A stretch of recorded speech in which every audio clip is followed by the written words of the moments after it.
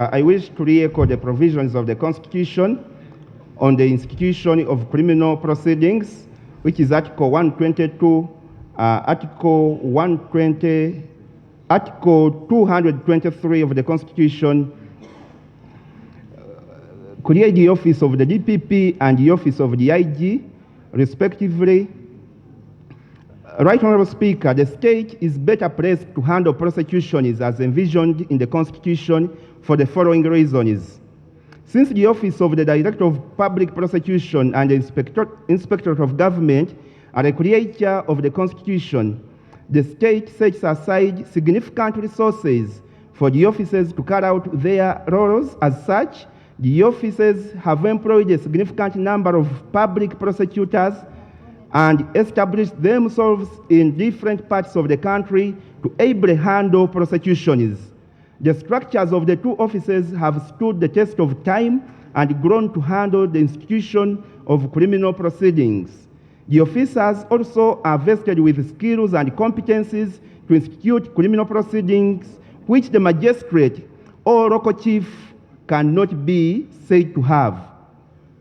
Criminal proceedings, by their nature, require the collection of sufficient evidence. The office of the DPP and the IGG carry out in-depth investigations before they can sanction a file.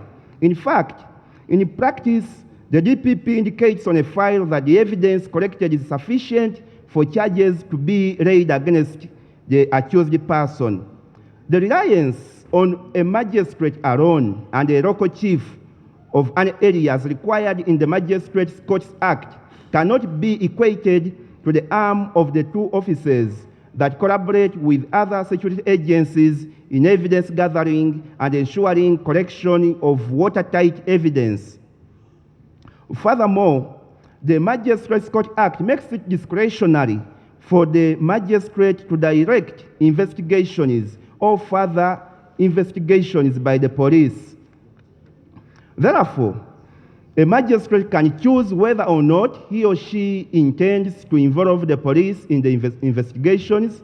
The office of the DPP and the IGG rely on the police and other security agencies to carry out necessary investigations. The courts are required under Article 128 of the Constitution to be independent.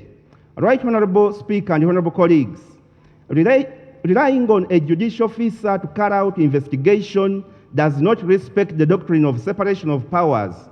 The doctrine envisions the division of government responsibilities in two distinct branches to limit any one branch from exercising the core functions of another, or even interfering with the other.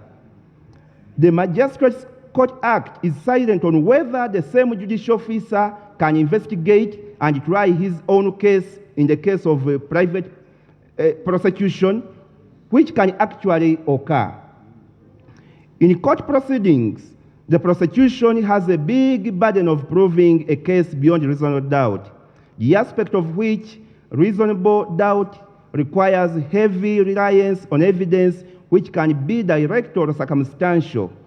This shows that where the evidence adduced is weak, it will consequently impact the outcome of the case.